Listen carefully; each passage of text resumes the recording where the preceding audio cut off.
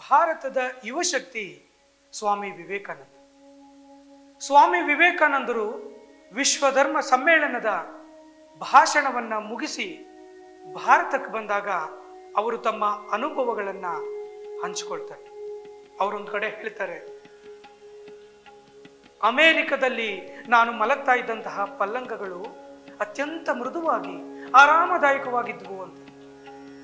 ಆದರೂ ಲೆಕ್ಕವಿಲ್ಲದಷ್ಟು ರಾತ್ರಿಗಳು ದೇಶ ಬಾಂಧವರ ಕಡು ಕಷ್ಟವನ್ನ ನೆನೆಸ್ಕೊಂಡು ನನಗೆ ನಿದ್ದೆ ಹತ್ತುತ್ತಾ ಇರಲಿಲ್ಲ. ನೆಲದ ಮೇಲೆ ಹೊರಳಾಡ್ತಾ ಎಷ್ಟೋ ರಾತ್ರಿಗಳನ್ನ ನಾನು ಕಳೆದಿದ್ದೀನಿ.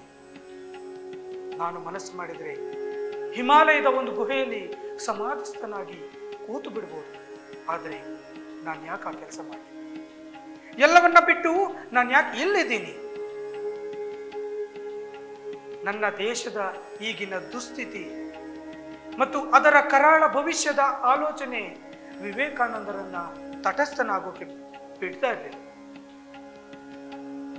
ಅವರು ಭಾರತದ ಪ್ರಜೆಗಳನ್ನ ಪ್ರಶ್ನೆ ಮಾಡ್ತಾ ಇದ್ದಾರೆ, ಯುವಕರನ್ನ ಪ್ರಶ್ನೆ ಮಾಡ್ತಾ ಇದ್ದಾರೆ. ನಿಮ್ಮಲ್ಲಿ ಕಳಕಳಿ ಇದೆಯಾ?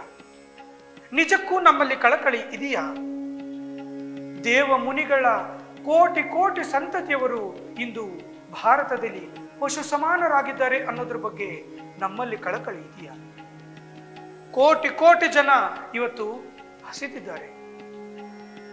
ಕೋಟಿ ಕೋಟಿ ಜನ ಶತಶತಮಾನಗಳಿಂದಲೂ ಹಸಿದಿದ್ದಾರೆ ಅನ್ನೋದ್ರ ಬಗ್ಗೆ ನಮ್ಮಲ್ಲಿ ಕಳಕಳಿ ಇದೆಯಾ?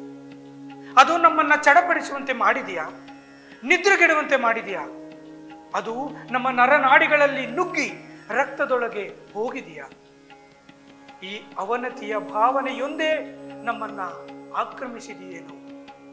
ನಮ್ಮ ದೇಶ, ಮನೆ, ಮಡದಿ, ಮಕ್ಕಳು ಜೊತೆಗೆ ಸ್ವಂತ ದೇಹವನ್ನೇ ನಾವು ಮರೆತಿರೋ ಹಾಗೆ ಮಾಡಿದೆ ಅಂತ ವಿವೇಕಾನಂದರು ಹೇಳ್ತಾರೆ.